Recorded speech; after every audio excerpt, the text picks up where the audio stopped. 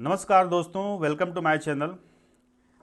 आज क्लाइमेटोलॉजी का मेरा पहला लेक्चर है और इससे पहले मैं डेमो क्लास ले चुका हूं और लगभग 3 डेमो क्लास में मैंने पूरा कोशिश किया कि सिलेबस को कैसे समझा जाए, सिलेबस को कैसे डिस्कस किया जाए और सिलेबस को एक दूसरे के टॉपिक से कैसे कोरिलेट किया जाए। ठीक है। और अभी जो मैं स्टार्ट करने जा रहा हूँ ज्योग्राफी का पहला लेक्चर, इसमें मैं प्रॉपर तरीके से क्लाइमेटोलॉजी पढ़ाऊँगा और पूरा क्लाइमेटोलॉजी जो है लगभग 10 या 15 लेक्चर में ख़त्म हो जाएगा। कोशिश करूँगा कि पर डे एक लेक्चर डालूँ। तो बात करते हैं डेफिनेशन एंड स्कोप, परिभाषा और विषय क्षेत्र। ठीक है। अब सबसे पहले तो ज्योग्राफी की परिभाषा क्या है कि study of earth in the terms of human being. किस चीज का स्टडी करते हैं? अर्थ का स्टडी करते हैं ना। ठीक है। क्यों करते हैं? क्योंकि इस पर ह्यूमन बीइंग रहता है अपना घर बना करके, या पृथ्वी को ह्यूमन बीइंग अपना घर मानता है। ठीक है। तो स्टडी ऑफ अर्थ सबसे इंपॉर्टेंट हो गया और इस पे चूंकि ह्यूमन रहता है तो ह्यूमन जो है ना एकदम सेंट्रल पॉइंट हो गया। कुछ भी हम स्टडी कर रहे हैं अर्थ पे, मिनरल्स का स्टडी कर रहे हैं, वेजिटेशन पैटर्न का स्टडी कर रहे हैं, नदियों का स्टडी कर रहे हैं, तो उसका ह्यूमन से क्या संबंध है? यही है पूरा ज्योग्राफी। तो इस चूंकि ह्यूमन अर्थ सरफेस पर रहता है तो ह्यूमन पर सबसे ज़्यादा अगर किसी चीज़ का प्रभाव पड़ता है वह है क्लाइमेट। क्लाइमेट जो है बहुत ज़्यादा प्रभावित करता है इंसान को। अब हम बात करते हैं कि impact of climate on human activities. ठीक है। मानवीय क्रियाओं पर जलवायु का प्रभाव कैसे पड़ता है? तो सबसे पहले ये आइडेंटिफाई करेंगे कि ह्यूमन एक्टिविटीज़ है क्या। जो भी आप कर रहे हो ना सब ह्यूमन एक्टिविटीज़ है। बट अगर ज्योग्राफी की भाषा में अगर देखा जाए तो आप घर बनाते हो। ठीक है। मनुष्य जो है ना अपने रहने के लिए जिस प्रकार के घरों का निर्माण करता है, और यह कैसे डिसाइड होता है? क्लाइमेट से। टुंड्रा प्रदेश में इतनी ठंडी होती है कि वहाँ के जो जनजाति लोग रहते हैं एस्किमो, बर्फ़ का घर बनाते हैं जिसे इग्लू कहते हैं। क्या वह बर्फ़ का घर इक्वेटर में बन सकता है? नहीं। इक्वेटर के जो ट्राइबल होते हैं, ट्राइब्स होते हैं, या जो हमारे रेन फॉरेस्ट एरिया में जो पिग्मी रहते हैं वो पेड़ों पे घर बनाते हैं। ठीक है। सहारा रीजन में जो भी ट्राइबल एरिया है या ट्राइब्स हैं वहाँ का उनका जो घरों का पैटर्न देखिए बिल्कुल अलग होता है। तो पूरा क्लाइमेट कंट्रोल करता है कि अलग अलग क्लाइमेटिक जोन में अलग अलग प्रकार के जो मटेरियल होता है, बिल्डिंग मटेरियल का यूज करके घर बनाया जाता है। तो किस प्रकार के घरों का निर्माण करता है इसके पीछे क्लाइमेट है। पहनने के लिए किस प्रकार के कपड़ों का सदुपयोग करता है मनुष्य, क्लोथ्स। ठीक है। अपनी भूख मिटाने के लिए किस प्रकार के भोजन का सदुपयोग करता है, किस प्रकार के भोजन का चुनाव करता है भूख मिटाने के लिए। ठीक है। अब भूख मिट गई तो क्या करेगा? जीविका भी तो चलाना है, प्रोफेशन। ठीक है। तो अपना प्रोफेशन का चुनाव करता है। क्यों करता है और किस प्रकार से करता है? ये सारी चीजें हो गई। उसके बाद माइग्रेट भी तो करेगा, एक स्थान से दूसरे स्थान पर माइग्रेशन भी करेगा। ठीक है। पैसे कमाने के लिए या कहीं किसी दूसरे क्षेत्र में किन्हीं प्राकृतिक आपदा के चलते बहुत सारे कारणों से माइग्रेशन भी करता है। ठीक है। किन्हीं विशेष क्लाइमेटिक जोन में जो भी कल्चर और सिविलाइजेशन का निर्माण हुआ है, इन सारे जो फैक्टर्स हैं, इन सारे फैक्टर्स के पीछे अगर देखा जाए प्रत्यक्ष या अप्रत्यक्ष रूप से अगर कोई कारण बनता है तो वह कारण क्लाइमेट है। ठीक है। मतलब एक कह सकते हैं ना कि क्लाइमेट इसका प्रभाव इतना सूक्ष्म है, इतना कॉम्प्रिहेंसिव है, इतना डाइवर्सिफाइड है कि इसका पूरी तरीके से विश्लेषण करना बहुत ही कठिन कार्य है। बट आप देख लो, इन सारी चीज़ों का जो भी चुनाव कर रहे हो, इसके पीछे का जो रीज़न है वह क्लाइमेट है। ठीक है, तो इस प्रकार से हम एक्सेप्ट कर सकते हैं ना इस कॉन्सेप्ट को कि आज हम जो भी कुछ हैं, हमारे निर्माण के पीछे धूप, वर्षा, पवन, विंड, इसी का कहीं ना कहीं इसके पीछे रीज़न है। ओके, अब नेक्स्ट जो पॉइंट है कि रीजनल वेरिएशन एंड क्लाइमेट, प्रादेशिक विभिन्नता एवं जलवायु। देखिए, जो भी हमारा जो भी ह्यूमन कम्युनिटीज़ है, मानव समुदाय, उनका जो लिविंग पैटर्न है ना, रहन सहन का स्तर, ढंग, या उनके जो कलर है, स्किन कलर, बॉडी स्ट्रक्चर, मतलब जो भी इनकी फिजिक है, शारीरिक संरचना है, या जो भी इकोनॉमिक एक्टिविटीज़, पैसा कमाने के लिए जो भी आर्थिक क्रियाएं कर रहे हैं, ठीक है, जो भी उनका जीवन शैली है, लाइफ स्टाइल, इन सभी चीज़ों में जो भी डाइवर्सिटी है, अगर इसके मूल में देखा जाए, मूल में अगर इसका कारण देखा जाए, तो इसके सबसे पीछे जो मुख्य कारण है वह जलवायु है, क्लाइमेट। फॉर एग्जाम्पल कि जैसे कि टुंड्रा प्रदेश अगर देखा जाए उसका लोकेशन, तो ये ऊपर रसिया का ऊपर वाला पार्ट, यूरोप का ऊपर वाला पार्ट, ये आपका ग्रीनलैंड हो गया, ठीक है, कनाडा का ऊपर वाला हिस्सा, मतलब आर्कटिक सर्कल के करीब वाला जो क्षेत्र है वह टुंड्रा प्रदेश है। इसमें जो भी जनजाति हैं, सपोज यहाँ पे कौन सा जनजाति है, एस्किमो। अब एस्किमो का क्या पैटर्न रहने का, वहाँ पे बर्फ के घर में रहता है, एक इग्लू बनाता है बिल्कुल गुंबदाकार, और वो बाहर का जो -40 -50 डिग्री सेंटीग्रेड टेम्परेचर होता है, उससे बचने के लिए वह उसमें इग्लू में रहता है, और अंदर का तापमान को बिल्कुल सामान्य कर देता है, क्योंकि बर्फ़ जो होता है ना, बर्फ़ की मोटी जो परत होती है वो एक तरह से इंसुलेटर काम करती है, आइसोलेट करती है। अब यहाँ पे आप देखो, कालाहारी मरुस्थल है, यहाँ पे क्या पाया जाएगा, कौन सा जनजाति मिलेगा यहाँ पे, बुशमैन, ठीक है। यहाँ का इसका पैटर्न बिल्कुल अलग है। यहाँ पे इक्वेटर पे जो यहाँ पे पिग्मी मिलेगा, बारिश खूब हो रही है, वो पेड़ पे रहता है। सहारा, सब सहारा रीजन में यहाँ का जो ट्राइबल्स एरिया है, इनका पैटर्न कुछ और है, इनकी आदतें कुछ और है। अब ये कह दो कि एस्किमो को कह दो कि यहाँ रहे आकर के बुशमैन के साथ, नहीं रह पाएगा वो। बुशमैन को कह दो कि आप एस्किमो में यहाँ पे चले जाओ, आर्कटिक सर्कल में चले जाओ, नहीं रह पाएगा, क्योंकि उसकी वहाँ पे रहने की आदत हो चुकी है। तो एक तरह से कह सकते हैं ना कि एक तरह से ये लोग इंडिकेटर्स हैं, अलग अलग क्लाइमेटिक जोन के इंडिकेटर्स हैं।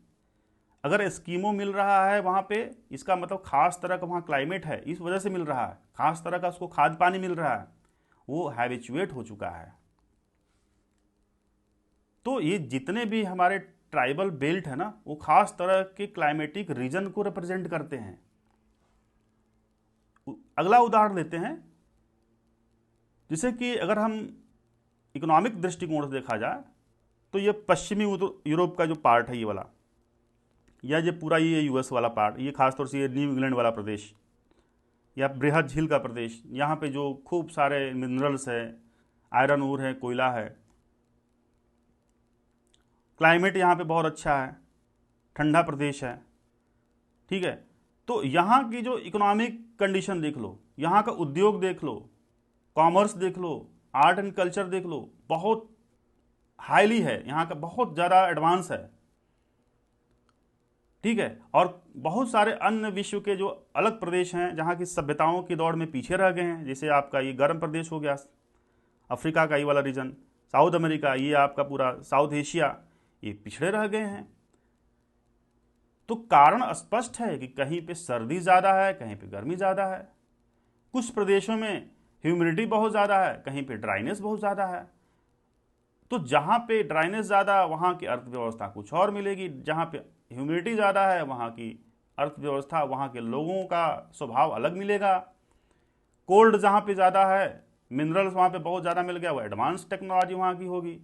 बहुत गर्मी है वहाँ पे, कितना भी टेक्नोलॉजी कर दो वहाँ की आर्थिक व्यवस्था अच्छी नहीं मिलेगी, ऐसा मॉडल बन जाता है। तो ये जितनी सारी विषमताएं हैं ना, इसके अगर पीछे का मूल देखा जाए तो क्लाइमेट है। देखें, मेरा काम है क्या है, खोल के बताना किसी चीज को, ठीक है, बिल्कुल कॉन्सेप्ट क्लियर हो जाना चाहिए। अगला जो पॉइंट है कि प्रिविलेंस ऑफ क्लाइमेट इंपैक्ट, जलवायु के प्रभावों की व्यापकता। ठीक है, क्या प्रिविलेंस है? पहला कि climate impacts on supply and demand. देखिए, क्लाइमेट सप्लाई और डिमांड को कैसे इंपैक्ट करता है। For example, woollen clothes for cold region or cold country. ठीक है, कोल्ड रीजन या कोल्ड कंट्री में वुलन्स जो होता है वो वहां पे डिमांड बढ़ जाती है, इंपैक्ट करता है। फॉर एग्जाम्पल, अगर भारत के परिप्रेक्ष्य में अगर उदाहरण लें तो हम जानते हैं कि ट्रॉपिक ऑफ कैंसर जो है बिल्कुल मध्य से पास करती है, गुजरात से लेकर के त्रिपुरा मिजोरम होते हुए। और जो ऊपर का जो क्षेत्र है हम जानते हैं कि यह टेम्परेट बेल्ट में आता है, टेम्परेट बेल्ट या टेम्परेट जोन, जहाँ पे ठंड एक्सट्रीम लेवल की पड़ती है। गर्मी भी पड़ती है, वो अलग रीजन है, बट ठंड एक्सट्रीम लेवल की पड़ती है। और आप इधर देख लो, ट्रॉपिक ऑफ कैंसर के दक्षिण साइड में यहाँ पे ठंड का प्रकोप नहीं है यहाँ पे। और ज़्यादा अगर तमिलनाडु का ये कोस्ट है, ये केरला का कोस्ट है, ये आपका आंध्रा का कोस्ट है, ये आपका कर्नाटक, ये अगर बेल्ट में देखा जाए तो ये वार्म है, गर्मी है। यहाँ पे वुलन क्लोथ्स का डिमांड होगा ही नहीं। कहाँ पे डिमांड होगा?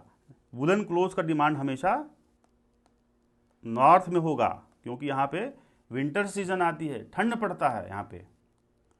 अब जब ठंड ज़्यादा पड़ रहा है तो लोकेशन ऑफ इंडस्ट्री भी यहीं पे होगी भाई, बाजार के पास तो होगी ना ज़्यादा।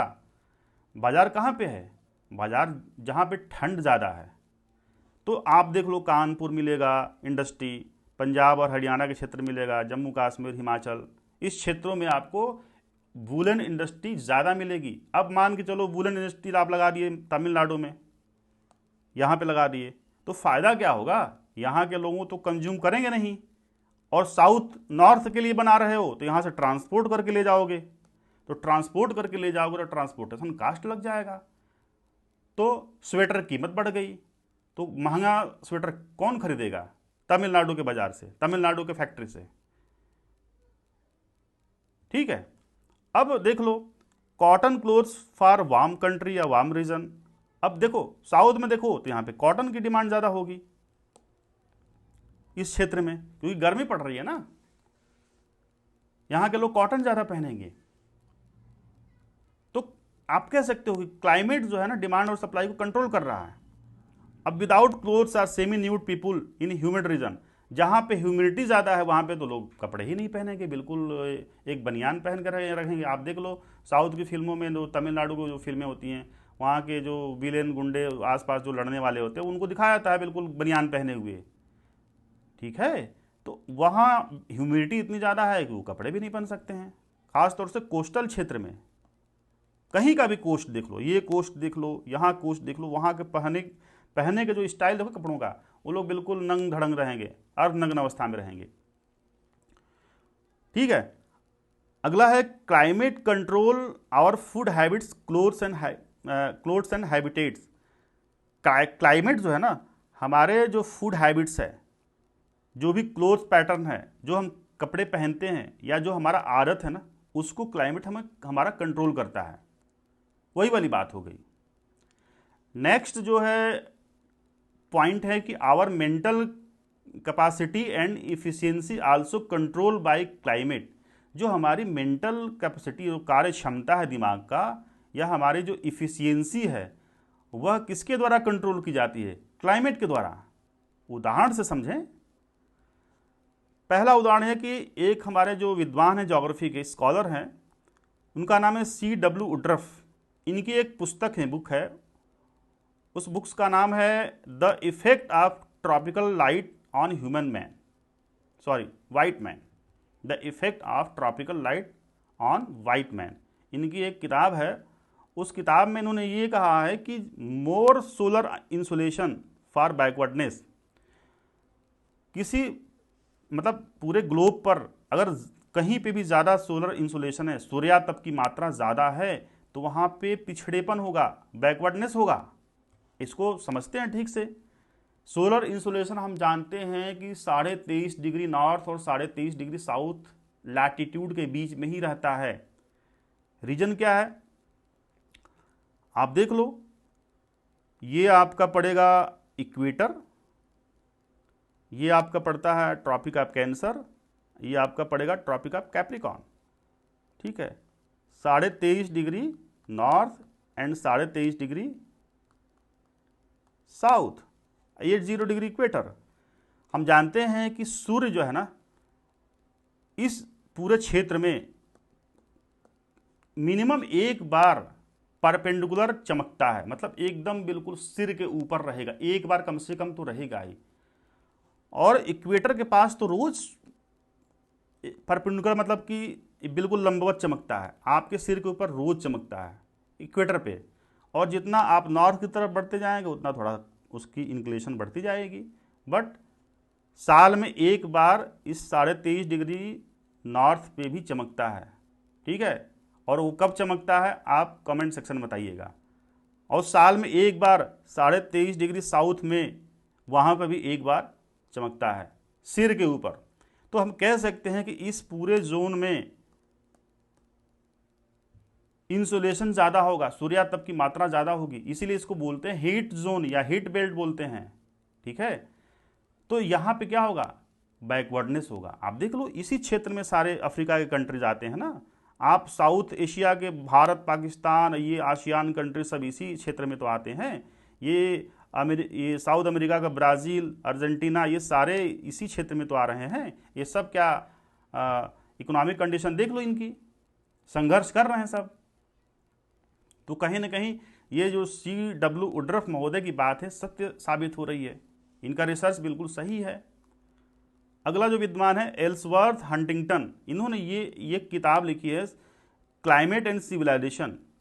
उस किताब में इन्होंने ये स्टेटमेंट दिया है कि किसी भी क्षेत्र में, किसी भी भौगोलिक क्षेत्र में वहाँ का जो टेम्परेचर है 4 डिग्री से अगर ऊपर है और 18 डिग्री से नीचे है, मतलब 4 डिग्री से तापमान नीचे नहीं गिरना चाहिए और 18 डिग्री से ऊपर नहीं जाना चाहिए, 4 और 18 के बीच में अगर है, तो ऐसे जो क्षेत्र होते हैं रीजन, वो ideal temperature for mental and physical efficiency.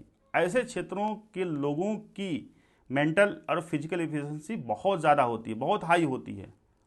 इस चीज़ को अगर हम थोड़ा मैप में उतारें और उतार करके समझें कि ऐसा रीजन कहाँ आएगा, ऐसा रीजन आएगा 23.5 डिग्री नॉर्थ, अगर हम उत्तरी गोलार्ध की बात करें, नॉर्दर्न हेमिस्फेयर की, और 66.5 डिग्री के बीच में, इसको बोलते हैं क्या, टेम्परेट जोन। ठीक है, ये क्या हुआ, ये नॉर्थ हो गया, ये 23.5 डिग्री नॉर्थ। इन क्षेत्रों को टेम्परेट जोन बोलते हैं, बीच के क्षेत्रों को। और यहाँ का तापमान अगर देखो, मतलब 4 डिग्री तक तो आता ही है, उससे भी कम आता है, बट एक होता है ना कि मोटा मोटी। और 18 डिग्री से ज़्यादा टेम्परेचर देख लो, 18 डिग्री से ज़्यादा तापमान पश्चिमी यूरोप में नहीं जाता है। अमेरिका के नीचे वाला हिस्से में भी 18 डिग्री तापमान मेंटेन रहता है, 4 डिग्री मिनिमम रहता है। तो आप देख लो यूएस डेवलप्ड कंट्री है, ये यूरोप के सारे कंट्री जो है आपके पश्चिमी यूरोप के, रसिया का ये वाला हिस्सा जो है, ठीक है, डेवलप्ड कंट्री है, जापान। तो ये जो एल्सवर्थ हंटिंगटन महोदय है, इनकी बात भी सही साबित हो रही है। ओके, नेक्स्ट पॉइंट है कि high temperature and high relative humidity makes unpleasant weather. क्या कहा जा रहा है कि हाई टेम्परेचर और हाई रिलेटिव ह्यूमिडिटी, मतलब ह्यूमिडिटी और टेम्परेचर अगर मिक्स हो जाए और दोनों ज़्यादा रहे, तो ऐसे भूभाग, ऐसे क्षेत्र पर वहाँ का जो वेदर होगा बहुत ही कष्टदायक होगा, अनप्लेजेंट होगा। उदाहरण से समझते हैं, देखो कभी भी ये जान लो, अगर किसी क्षेत्र का तापमान बहुत हाई है, टेम्परेचर बहुत हाई है, अब देखो अभी लू चल रही है, ठीक है, तो टेम्परेचर हाई है, ये बहुत ज़्यादा आपको परेशान नहीं करेगी, आप इससे बच सकते हो। बट इसमें अगर ऐड हो जाए ह्यूमिडिटी तो ये आपको परेशान करेगी। ह्यूमिडिटी चिलचिलाती हुई गर्मी होती है, ठीक है, उमस उमस भरी गर्मी जो है वो ज़्यादा परेशान करती है। आपका दिमाग बिल्कुल एग्जॉस्ट हो जाता है एकदम, बिल्कुल आप सोचोगे ना कि आप कुछ भी ना करें, कहीं ठंडे जगह पर रहें, आराम करें, एसी में रहें। कूलर काम करना बंद कर देता है, ह्यूमिडिटी में कभी कूलर नहीं काम करेगा क्योंकि और ज़्यादा ह्यूमिडिटी बढ़ेगी। अब ये उदाहरण से देखिए कि ये गिनी कोस्ट है, ये अफ्रीका का जो पश्चिमी जो तट है ये गिनी कोस्ट इसको बोला जाता है। यहाँ का जो जितने भी कंट्रीज है, जो क्षेत्र हैं, नाइजीरिया, बेनिन, ये जो भी छोटे मोटे जो देश हैं, यहाँ का मौसम क्लाइमेट कुछ इस प्रकार से बन जाता है कि चूंकि ये समुद्र है, अब समुद्र से क्या होगा, वाष्प बनेगा, वेपर बनेगा, ऊपर जाएगा, और साथ साथ में चूंकि सहारा का रीजन है ये आसपास, ठीक है, गर्मी खूब पड़ती है, तो टेम्परेचर प्लस ह्यूमिडिटी मिक्स हो गई। और मिक्स होने से क्या हुआ कि यहाँ की इतनी ज़्यादा चिलचिलाती हुई गर्मी पड़ती है, उमस वाली गर्मी पड़ती है कि यहाँ के लोग बिल्कुल बेचैन हो जाते हैं, कपड़े वपड़े फेंक देते हैं अपने शरीर पर से, शरीर पे एक भी कपड़ा नहीं रहता है, अर्धनग्न अवस्था में रहते हैं, और इनको अपना जो भी प्रोफेशन काम होता है उसमें भी मन नहीं लगता है, एक तरह से बिल्कुल बीमार पड़ जाते हैं लोग। बट उसी समय ये सहारा का जो रीजन है, ये वाला ऊपर वाला, यहाँ से एक विंड चलती है इस दिशा में, ठीक है, पश्चिम की दिशा में, उसका नाम है हरमट्टन।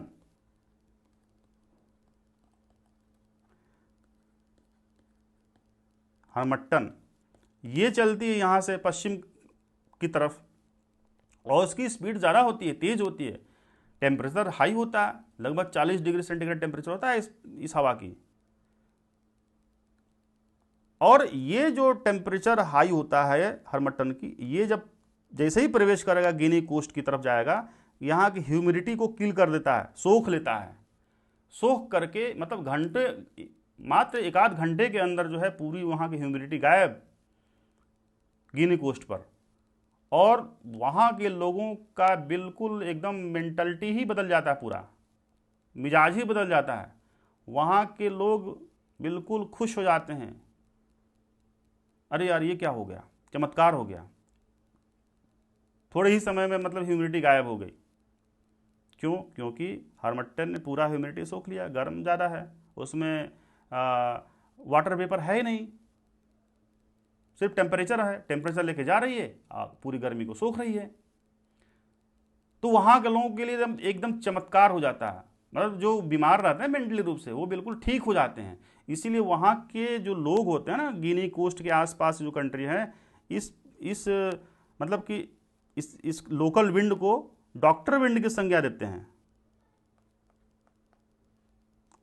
ठीक है, इसको क्या बोलते हैं, डॉक्टर विंड। तो कभी अगर प्रीलिम्स में कहीं पूछ दे कि ये which one of the following is correct, मतलब इसमें 4 ऑप्शन दे दे कि भैया ये जो डॉक्टर विंड है इसको क्या बोलते हैं, तो आप हरमट्टन लगाइएगा, ठीक है।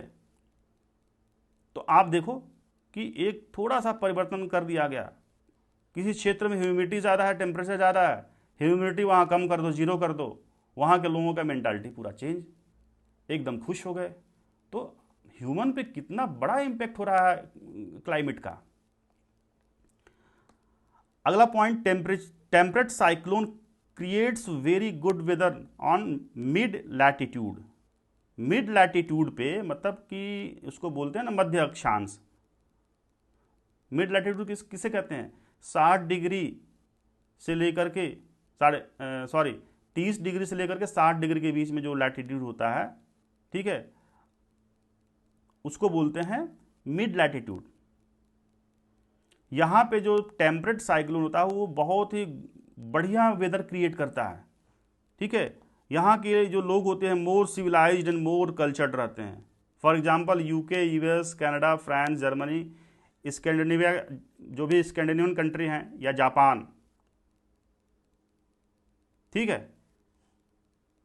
फॉर एग्जांपल आप देख लो मिड लैटिट्यूड में आपका ये 30 डिग्री यहाँ से आएगा लगभग, और ये आपका 60 हो गया, अब हम जानते हैं कि ये 30 से 35 डिग्री आपका हॉर्स लैटिट्यूड होता है और 60 से 65 ये यहाँ लाई करता है। और इसमें वेस्टर्ली जो है, ऐसे इसका डायरेक्शन होता है वेस्टर्ली का, पछुआ इसको बोलते हैं, ठीक है। अब ये अटलांटिक ओशियन में क्या होगा, यहाँ से टेम्परेट साइक्लोन बनता है। टेम्परेट जोन में ही टेम्परेट साइक्लोन बनेगा, ये बात हमेशा याद रखना है। ट्रॉपिकल बेल्ट में ही ट्रॉपिकल साइक्लोन बनेगा, ये बात हमेशा याद रखनी है। अब यहाँ से साइक्लोन उठा, जाकर के खूब बारिश करवा रहा है, कहाँ पे, इस पूरे यूरोपियन कंट्री पे। यहाँ से पैसिफिक में उठ रहा, जाकर के अमेरिका में यहाँ बारिश करवा रहा है।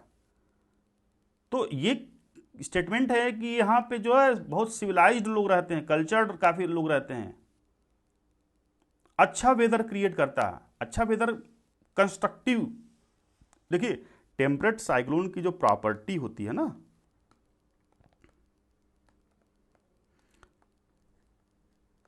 उसको पहले समझते हैं। टेम्परेट साइक्लोन हमेशा याद रखिएगा, ध्यान दीजिएगा, इसकी जो साइज होती है वो साइज क्या होती है, बहुत ज़्यादा होती है, लगभग 600 किलोमीटर के रेडियस में होती है। बट इसको जो स्पीड होती है ना, इसकी विंड स्पीड होती है बहुत लो होती है, लगभग 40 से 60 किलोमीटर पर आवर। साइज ज़्यादा है, स्पीड कम है। रेनफॉल इसकी बहुत कम।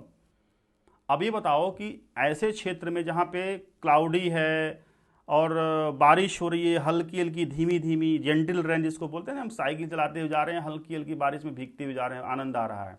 ऑफिस जा रहे हैं, कार से उतर रहे हैं, हल्की हल्की बारिश का आनंद लेते हुए जा रहे हैं। ऑफिस जा रहे हैं, कोई प्रभाव नहीं, आर्थिक क्रियाओं पर कोई बैड इफेक्ट नहीं। कृषि वहाँ की फलीभूत हो रही है, कृषि के लिए बहुत अच्छा है। हल्की हल्की बारिश जो है कृषि के लिए बहुत अच्छी होती है।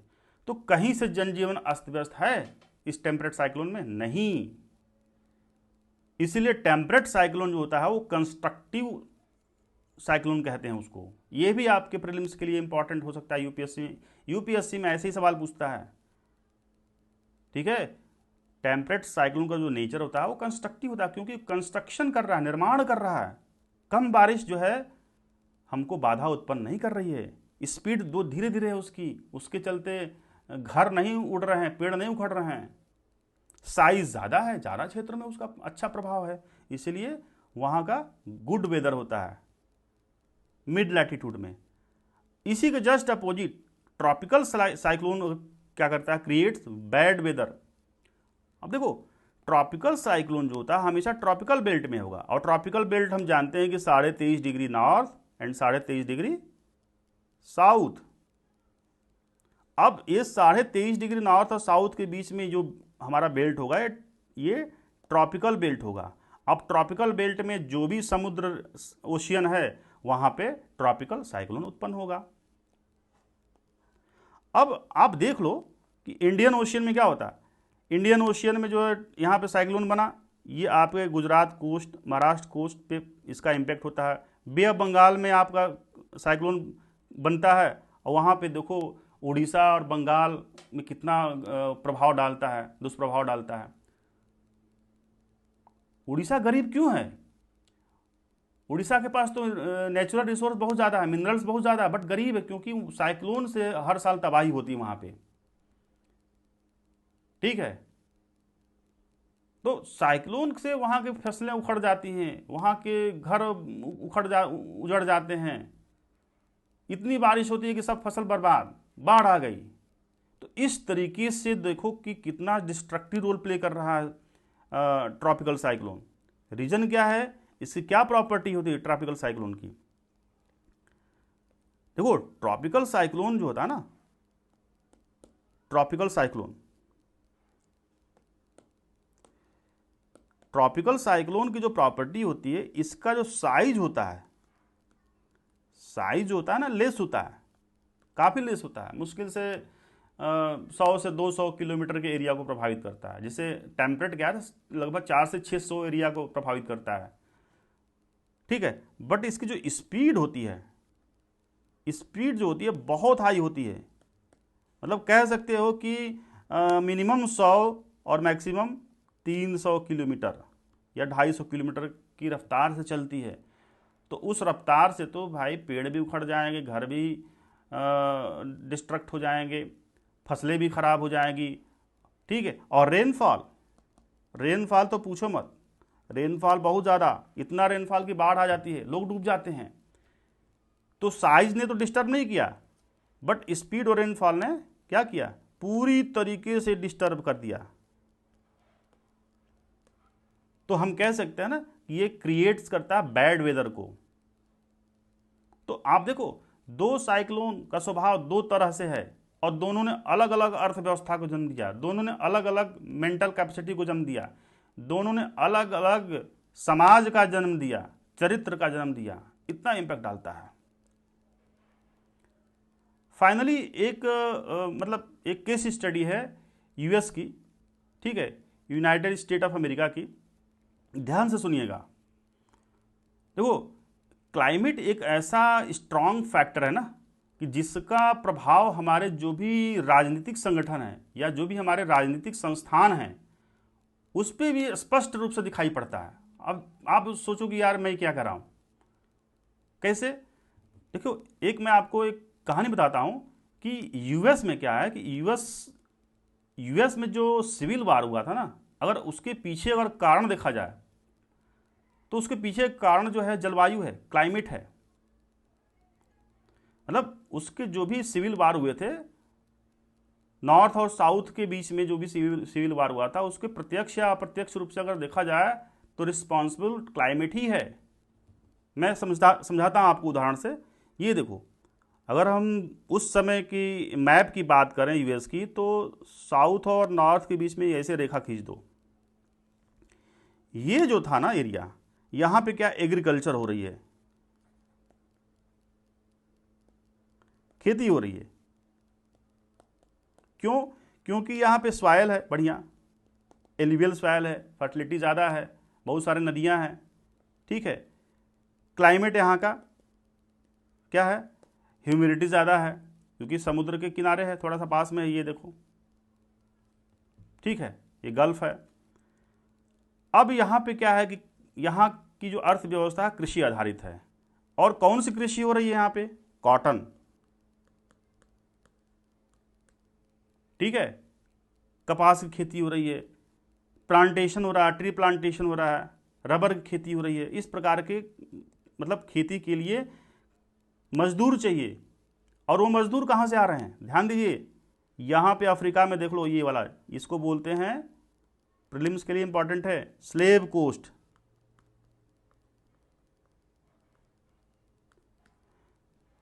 ठीक है, इसको स्लेव कोस्ट बोलते हैं क्योंकि यहां से अफ्रीका के गुलाम, ठीक है, पकड़ पकड़ करके कहाँ लाए जाते थे? यहाँ शिप से यहाँ पे उतार दिया गया और यहाँ पे एंट्री मार लिया यूएस में। तो यहाँ के सोचो कि अफ्रीका के गुलामों से खेती करवाई जाती थी अमेरिका के साउदर्न पार्ट में, कॉटन की खेती। और इसके चलते उनकी खेती काफ़ी प्रोग्रेस हुई, अच्छी हुई, सस्ते मजदूर मिल रहे हैं। ठीक है, एट द सेम टाइम इस वाले एरिया में, नॉर्थ वाले एरिया में क्या है? देखो, ये न्यू इंग्लैंड प्रदेश है, ये झील वाला प्रदेश है, यहाँ पे खूब मिनरल्स है, पानी है, वाटर की अवेलेबिलिटी ज़्यादा है, मिनरल्स है। यहाँ न्यू इंग्लैंड प्रदेश में कोयला ज़्यादा है और भी मिनरल्स है। तो यहाँ के जो क्षेत्र होंगे क्या होंगे? यहाँ उद्योग की स्थापना होगी। यहाँ की जो ना, यहाँ की जो आर्थिक व्यवस्था होगी वो कृषि वाली नहीं होगी, इंडस्ट्री वाली होगी। इंडस्ट्री सेटअप यहाँ पे ज़्यादा होगा। और जब इंडस्ट्री होगी तो यहाँ के लोग क्या करेंगे? इंडस्ट्री में काम करेंगे, फैक्ट्री में काम करेंगे, उनकी सैलरी अच्छी होगी, उनका लिविंग स्टैंडर्ड अच्छा होगा, उनका हर चीज़ अच्छा होगा, उनकी एजुकेशन अच्छी होगी। जब ये सारी चीज़ें अच्छी होंगी ना, तो यहाँ के एक विचारधारा जन्म लेगी, एक विचार जन्म लेगा, क्योंकि जैसा समाज होता है वैसा विचारधारा। तो यहाँ के इंडस्ट्रियल बेल्ट ने इंडस्ट्री ने एक एक ऐसे समाज का जन्म दिया जो काफ़ी एडवांस है, जो ये लोग अपने आप को प्रगतिशीलवादी, अपने आप को क्या कहलाने लगे, ये अपने आप को बोले कि भैया हम लोग मोर प्रोग्रेसिव हैं। और जब इंसान जब पढ़ लिख लेता है ना, जब ज़्यादा पढ़ लिख लेता है, ज़्यादा एडवांस होता है, मॉडर्न होता है, तो हमेशा दूसरे में कमी निकालता है, यार तुमको ऐसे रहना चाहिए, तुम जो है तुम्हारी ये व्यवस्था सही नहीं है, वो दूसरे में नुक्स निकालता है। अब ये नुक्स कहाँ निकालेंगे नॉर्थ वाले? ये नॉर्थ वाले हमेशा साउथ की तरफ उंगली उठाएंगे कि देखो यार तुम लोग ना गुलामों को टॉर्चर कर रहे हो, बेचारे गरीब हैं अफ्रीका के, तुम लोग उनको परेशान कर रहे हो, एक्सप्लॉयट कर रहे हो, टॉर्चर कर रहे हो। क्यों? क्योंकि अपने आप को प्रोग्रेसिव कह रहे हैं भैया हम लोग, क्योंकि वहाँ की जो उद्योगों ने ना एक एडवांस कल्चर का जन्म दिया। तो ये बात जो है साउथ के जो किसान, वहाँ के जो कृषि कार्य में जो लिप्त थे या किसान थे, उनको अच्छा नहीं लगता था, जो गुलामों को रख करके अपनी कृषि करवाते थे। साउथ के लोग जो है इनकी टोका टाकी को पसंद नहीं करते थे। वो बोलते थे साउथ वाले नॉर्थ वालों को, एक काम करो तुम चुप रहो, अपना काम देखो। लेकिन नॉर्थ वाले हमेशा बार बार, तो एक तरह से अलग अलग अर्थव्यवस्थाओं ने अलग अलग समाज का जन्म दिया। कृषि ने एक कृषि आधारित समाज का जन्म दिया, नॉर्थ में इंडस्ट्री ने एक इंडस्ट्री आधारित समाज का जन्म दिया। दो समाज का जन्म हो रहा है तो दो विचारधाराओं का जन्म हो रहा है। जब दो विचारधाराओं का जन्म होगा तो दोनों आपस में जब एक दूसरे के ऊपर आरोप लगाएंगे तो वही एक विकराल रूप ले लेगा, जिसको बोलते हैं सिविल वार, क्लैशेज। तो मूल कहाँ है, जड़ कहाँ है? जड़ है क्लाइमेट। इन जो भी सिविल वार हुआ उसका सबसे बड़ा मूल कारण है ये सिविल क्लाइमेट। अलग अलग क्लाइमेट था, नॉर्थ का क्लाइमेट अलग, साउथ का क्लाइमेट अलग। अब ये बात मैं नहीं कह रहा हूं, ये ज्योग्राफी के विद्वान कहते हैं। ठीक है, तो आज का टॉपिक खत्म हुआ और मेरा पूरा प्रयास था कि कॉन्सेप्ट को समझें। ये मेरा देखो ज्योग्राफी का पहला लेक्चर है, इसमें मैंने सिर्फ कॉन्सेप्ट बताया आपको, ज्योग्राफी कैसे पढ़ना है। ठीक है, आपको बहुत मजा आएगा, बहुत आनंद आएगा। आप कमेंट सेक्शन में कोई भी सवाल पूछ सकते हैं, लाइव सेशन भी रखूंगा मैं, ज्योग्राफी में कुछ भी आप पूछ सकते हो, कुछ भी। तो अगर आप मेरे चैनल पे नए हैं तो प्लीज़ मेरे चैनल को सब्सक्राइब करें, लाइक करें, शेयर करें, फॉरवर्ड करें। और कुछ भी अगर क्वेरी है, डाउट है तो कमेंट सेक्शन में आप पूछ सकते हैं। तो आज के लिए इतना ही, बहुत बहुत धन्यवाद।